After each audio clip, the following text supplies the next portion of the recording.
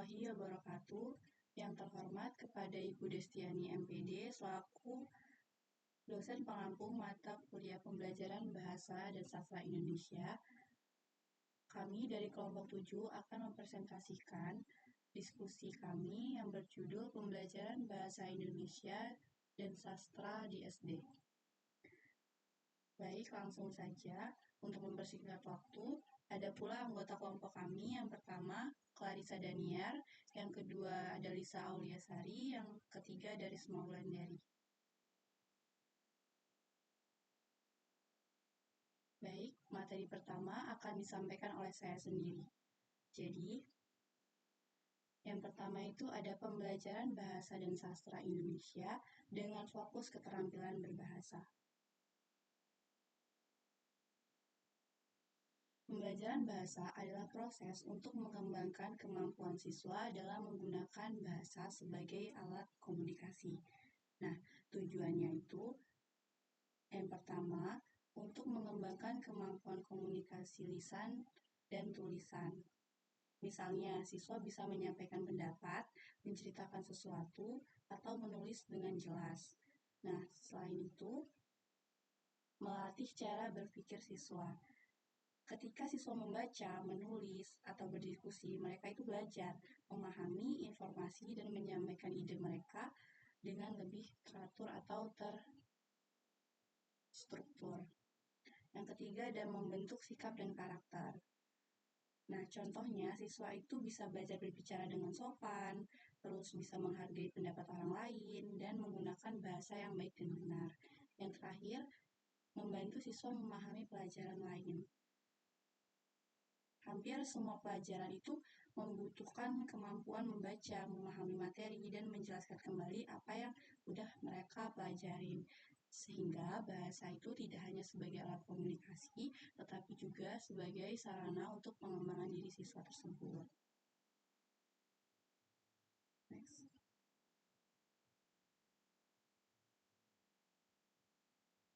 Selanjutnya ada 4 keterampilan berbahasa. Yang pertama ada menyimak, yaitu memahami informasi yang didengar.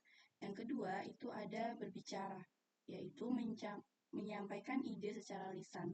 Yang ketiga membaca, yaitu memahami teks tertulis. Dan yang keempat menulis, yaitu menuangkan gagasan dalam bentuk tulisan. Nah, keempat keterampilan ini saling berhubungan dan harus diajarkan secara terpadu dan terarah. Next. Baik, yang pertama ada keterampilan menyimak. Nah, keterampilan menyimak adalah kemampuan memahami informasi yang disampaikan melalui bahasa lisan. Tujuan dari menyimak itu agar kita bisa memahami pesan yang disampaikan oleh orang lain. Selain itu, menyimak, kita juga bisa menangkap ide atau informasi utama apa yang kita dengar. Nah, contoh kegiatannya itu bisa dengan cara mendengarkan cerita, mendengarkan penjelasan dari guru di kelas, atau mendengarkan berita yang ada di televisi. Nah, dalam kegiatan tersebut, siswa itu dilatih untuk fokus dan mendengarkan, memahami informasi yang disampaikan. Nah, keterampilan menyimak ini sangat penting karena keterampilan ini tuh menjadi dasar bagi siswa untuk berbicara dan membaca. Next. Yang kedua ada keterampilan berbicara. Nah, keterampilan berbicara adalah kemampuan untuk menyampaikan gagasan, pendapat, dan perasaan secara lisan. Ada pula manfaatnya. Itu yang pertama untuk melatih komunikasi siswa. Dengan berbicara, biasanya siswa dapat belajar bagaimana menyampaikan pendapat mereka dengan jelas dan bisa dipahami oleh orang lain. Selain itu, bicara juga bisa meningkatkan rasa percaya diri, yang dimana ketika siswa itu terbiasa menyampaikan pendapat mereka tuh akan lebih berani dan percaya diri kalau mereka itu mengutarakan pendapatnya ke orang lain. Nah, contoh kegiatannya itu bisa dilakukannya saat diskusi kelompok, presentasi, tanya jawab, dan pidato.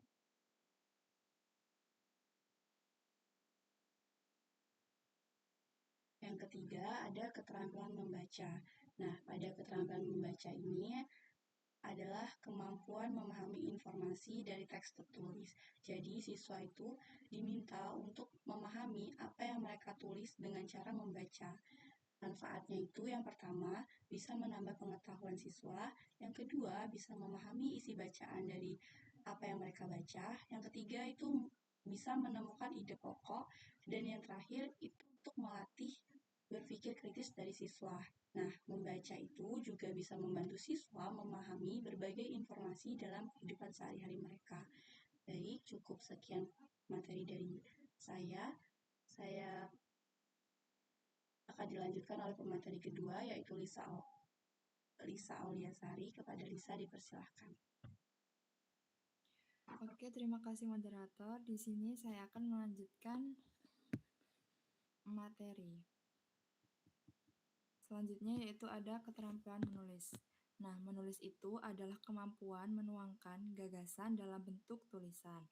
Nah, adapun tujuan menulis, yang pertama itu ada menyampaikan informasi secara jelas. Nah, siswa itu dapat menjelaskan ide atau pengetahuan melalui tulisan. Yang kedua itu ada mengembangkan kreativitas. Nah, siswa itu dapat mengekspresikan imajinasi dan pengalaman mereka. Yang ketiga yaitu ada melatih berpikir sistematis, yaitu membantu siswa menyusun ide secara teratur dan logis. Contoh kegiatannya yaitu ada menulis karangan, menulis cerita, dan menulis laporan. Selanjutnya itu ada peran sastra dalam pembelajaran bahasa. Sastra adalah karya yang memiliki nilai keindahan dan makna, seperti puisi, cerpen, dan drama. Peran sastra yaitu yang pertama, mengembangkan imajinasi siswa, yaitu siswa dapat membayangkan berbagai peristiwa dalam cerita. Yang kedua yaitu memperkaya kosakata. Nah, siswa itu bisa mengenal banyak kata dan ungkapan baru. Yang ketiga yaitu ada meningkatkan kemampuan bahasa. Nah, kemampuan ini tuh bisa membantu siswa memahami penggunaan bahasa yang baik. Selanjutnya yaitu menanamkan nilai moral. Dan yang terakhir yaitu membentuk karakter siswa. Nah, siswa itu belajar tentang sikap baik melalui tokoh dalam cerita. Selanjutnya itu ada strategi pembelajaran bahasa. Agar pembelajaran lebih efektif, guru menggunakan berbagai strategi. Nah, strategi yang pertama yaitu ada diskusi kelompok. Nah, siswa itu saling bertukar pendapat dan belajar bekerja sama. Yang kedua, presentasi. Siswa itu menyampaikan hasil diskusi mereka atau tugas di depan kelas. Yang ketiga yaitu bermain peran. Yang keempat, pembelajaran berbasis teks, yaitu siswa belajar melalui berbagai jenis bacaan. Yang terakhir yaitu pembelajaran aktif. Nah, siswa itu terlibat langsung dalam proses belajar. Selanjutnya, yaitu ada pembelajaran bahasa Indonesia dengan fokus sastra. Nah, pembelajaran berbasis sastra itu menggunakan karya sastra sebagai media belajar. Tujuannya yaitu yang pertama, mengembangkan kemampuan bahasa. Siswa itu belajar memahami dan menggunakan bahasa dengan baik. Yang kedua, mengembangkan imajinasi dan emosi. Siswa itu dapat merasakan dan memahami perasaan tokoh cerita. Selanjutnya yaitu ada membentuk karakter siswa. Nah, nilai yang ada dalam cerita itu dapat menjadi teladan bagi siswa. Yang terakhir yaitu memberikan pengalaman belajar yang bermakna. Nah, selanjutnya yaitu ada tujuan pembelajaran sastra. Nah, sastra itu bertujuan untuk yang pertama, meningkatkan keterampilan membaca dan menulis. Nah, siswa itu terbiasa memahami dan membuat teks. Yang kedua, yaitu ada memperkaya kosakata. Siswa itu mengenal banyak berbagai kata baru dari karya sastra. Selanjutnya, yaitu melatih berpikir kritis. Nah, siswa itu belajar memahami makna dan pesan dalam cerita. Selanjutnya, yaitu ada meningkatkan kreativitas.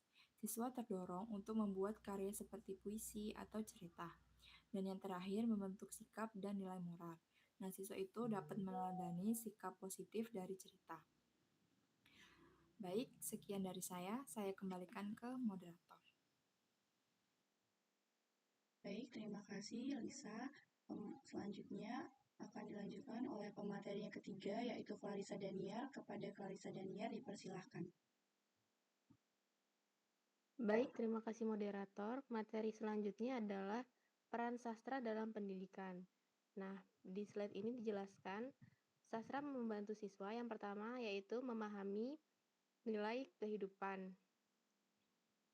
yaitu siswa melalui cerita atau puisi, siswa itu bisa belajar tentang sikap seperti kejujuran, kerjasama, dan menghargai orang lain. Yang kedua, sastra itu membantu siswa untuk mengembangkan kreativitas. Nah, berarti siswa karena mereka menggunakan imajinasinya saat membaca ataupun membuat karya sastra, jadi peran sastra ini sangat membantu.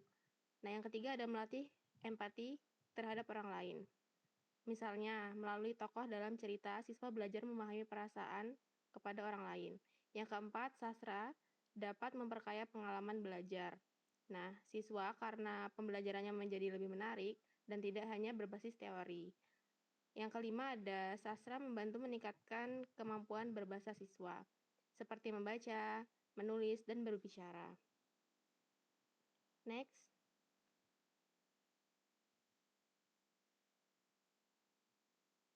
Selanjutnya ada evaluasi pembelajaran sastra. Yang pertama ada tes tertulis yang digunakan untuk mengetahui pemahaman siswa terhadap materi sastra.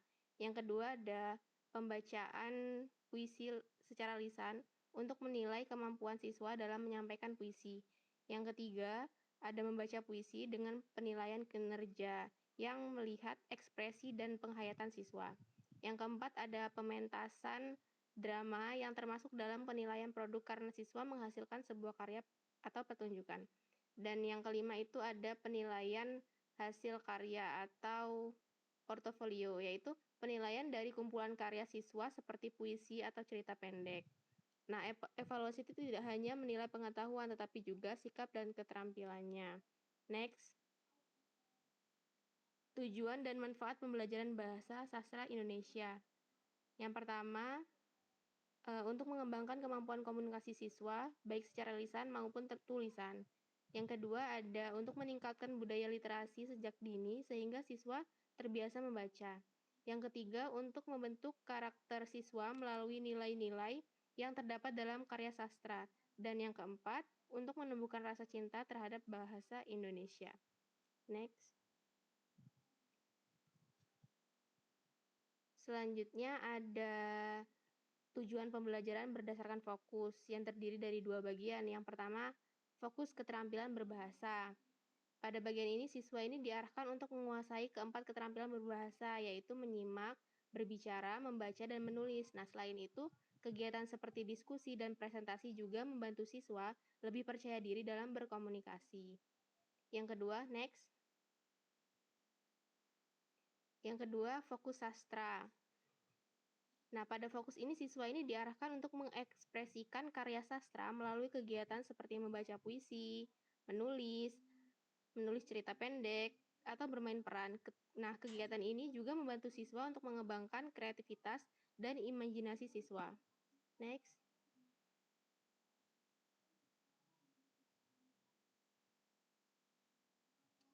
Yang selanjutnya ada manfaat pembelajarannya. Nah, bagi siswa, manfaatnya itu ada meningkatkan rasa percaya diri dalam berkomunikasi, meningkatkan keterampilan membaca dan menulis, serta membantu membentuk karakter yang baik. Selanjutnya, yang untuk sekolah dan lingkungannya itu ada pembelajaran ini dapat meningkatkan budaya literasi, mendukung pembelajaran dan mata pelajaran lain, dan untuk membentuk komunikasi yang santun di masyarakat, serta membantu melestarikan bahasa dan sastra Indonesia. Sekian materi dari saya kembalikan ke moderator. Baik, terima kasih kepada Parisa. Jadi kesimpulan dari diskusi kelompok 7 yaitu pembelajaran bahasa dan sastra Indonesia di SD tidak hanya bertujuan untuk meningkatkan kemampuan akademik, tetapi juga untuk membantu pribadi yang literat, komunikatif, kreatif, dan berkarakter. Oleh karena itu, keseimbangan antara pembelajaran keterampilan berbahasa dan apresiasi sastra perlu terus diperhatikan dalam proses pembelajaran. Next. Baik, sekian presentasi hasil diskusi dari kelompok 7, kurang dan lebihnya kami mohon maaf. Kami akhiri, wassalamualaikum warahmatullahi wabarakatuh.